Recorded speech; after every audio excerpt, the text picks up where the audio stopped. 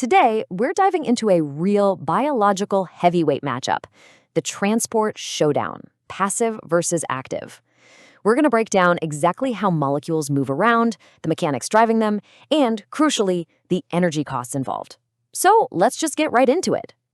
Okay, let's dive into this. Our grounding text today gives us the absolute perfect summary. It reads, to wrap it all up, passive transport requires zero energy and flows high to low. Active transport requires ATP and pumps low to high. Literally, within just these two short sentences is the entire comparative breakdown of biological movement. We're going to unpack every single word here to see exactly how these two completely different mechanisms operate. Moving right along to Section 2, the passive path. So, what exactly is it? Well, passive transport is a transport mechanism that requires zero energy and naturally flows from high to low. You know, the absolute key word to focus on here is flows. It's literally the biological path of least resistance. It just lets things happen exactly as they naturally would, without fighting it. And because it's just flowing naturally, it requires zero energy.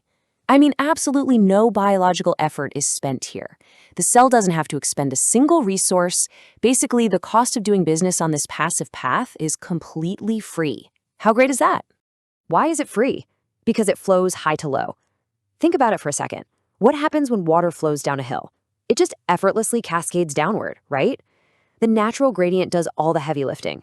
In passive transport, molecules just glide downhill, no sweat required. Which brings us to Section 3, the active pump. Now, this is the total opposite. Active transport is a mechanism that requires ATP to pump from low to high.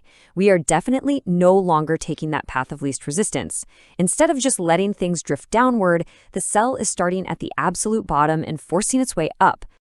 And this brilliantly illustrates why this uphill climb requires ATP. While the passive path was completely free, this forced upward movement, it demands a biological fuel payment. If you're going to move against the natural flow, you're going to have to spend some serious energy. Because, unlike before, it pumps low to high. Notice how we've completely lost the word flows? Pumping indicates severe mechanical effort. It's continuous, grueling work to move against that natural gradient. Let's put them head-to-head in Section 4, the ultimate matchup. So the crucial point is this perfect symmetrical opposition we've been building towards. On one side, you have passive transport, right? Just flowing high to low for zero energy. And on the flip side, you have active transport, pumping low to high, requiring a hefty investment of ATP. It's a complete night and day difference. All right, let's wrap this up in Section 5, the final verdict. Let's summarize this duality. Passive transport requires zero energy because it flows high to low, while active transport requires ATP because it pumps low to high. It all boils down to one simple rule. The direction of the movement absolutely dictates the energy cost. To finish off, I want to leave you with a quick thought that actually goes way beyond cellular biology. Take a look at your own life for a second. Are your daily tasks flowing high to low, taking zero energy? Or are you constantly pumping low to high, burning up all your ATP? You know, sometimes that active uphill climb is exactly what's required to achieve our biggest goals, for sure.